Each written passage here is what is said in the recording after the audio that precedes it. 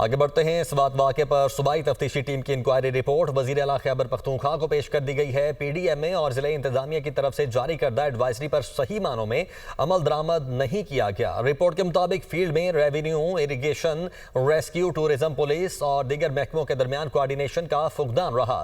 سیلاب کی بروقت اطلاع دینے کے لیے ارلی وارننگ سسٹم غیر فعال ہونے سے پیغام رسانی میں تاخیر ہوئی۔ سیاحوں کو خطرات سے آگاہ کرنے کے سلسلے میں ہوٹل مالکان کی طرف سے بھی غفلت کا مظاہرہ کیا گیا۔ وزیر اعلیٰ نے انکوائری رپورٹ کی روشنی میں کوتاہی کے مرتکب افراد کے خلاف تادیبی کارروائیوں کی منظوری دی ہے۔ ٹی سٹورز میں ریور سیفٹی اور بلڈنگ ریگولیشن کے لیے جامع ریگولیٹری فریم ورک تیار کیے جائیں گے۔ تمام متعلقہ محکمے اس سلسلے میں موجودہ قوانین اور قواعد و ضوابط پر عمل درآمد یقینی بنائیں گے۔ کمیٹی ان سفارشات پر عمل درآمد کے سلسلے میں پیش رفت سے متعلق ماہانہ رپورٹ وزیر اعلیٰ سیکریٹریٹ کو پیش کرے گی۔ شہزادہ فہد پشاور سے ہمارے ساتھ موجود ہیں۔ فہد، بتائے گا اس رپورٹ میں کس کی ذمہ داری کا تعین کیا گیا ہے اور کیا ایکشن ہو رہا ہے؟ جی بالکل، یہ سوات واقعے پر انکوائری رپورٹ ہے وہ خیبر پختونخوا وزیر اعلیٰ کو پیش کر دی گئی ہے، جو کہ 63 صفحات پر مشتمل ہے۔ رپورٹ میں خامیوں کو دور کرنے کے لیے بھی اقدامات کی تجویز دی گئی ہے۔ اس طرح یہ بتایا گیا ہے کہ جو محکمے ہیں ان میں ضلع انتظامیہ، محکمہ آبپاشی، بلدیات اور ریسکیو جو شامل ہیں، انہوں نے غفلت کا مظاہرہ کیا اور یہ 60 دن کے اندر قانونی لوازمات پورے کر کے ان کے خلاف کارروائی کی جائے گی۔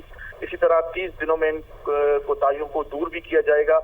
یہ بات سامنے آئی کہ ان محکموں کا آپس میں کوارڈینیشن نہیں تھا، کوئی آپس میں فقدان تھا۔ محکمہ ریسکیو، پولیس اور ضلع انتظامیہ نے سیلاب آنے سے قبل ایک دوسرے کے ساتھ کوئی رابطہ نہیں کیا۔ اسی طرح سیلاب آنے کا جو سسٹم تھا وہ بھی ناکام ہوا، وارننگ جو سسٹم ہوتا ہے۔ اسی طرح سیاحوں کو بھی، مالکان جو ہوٹل مالکان ہیں ان کی جانب سے بھی سیاحوں کو بھی خطرات سے آگاہ نہیں کیا گیا۔ تو جو اہم محکمے ہیں، جو ریسکیو، ضلع انتظامیہ اور جو پولیس ہے، ان کی غفلت سامنے آئی ہے۔ اس میں کمیٹی نے ان کو قصوروار ٹھہرایا ہے اور ان کے خلاف کارروائی بھی کرنے کے احکامات جاری کیے گئے ہیں۔ یہ بھی بتایا گیا ہے کہ دفعہ 144 پر صحیح معنوں میں عمل درآمد کا فقدان ہوا ہے اور اس طرح کی جو واقعات ہیں ان کو جو غیر قانونی جو عمارتیں بنی ہیں ریور سائڈ پہ، ان کو بھی نشاندہی کی گئی ہے۔ جو جتنے عمارتیں بنی ہیں ان کو جلد از جلد ختم کرنے کی تجاویز بھی دی گئی ہیں۔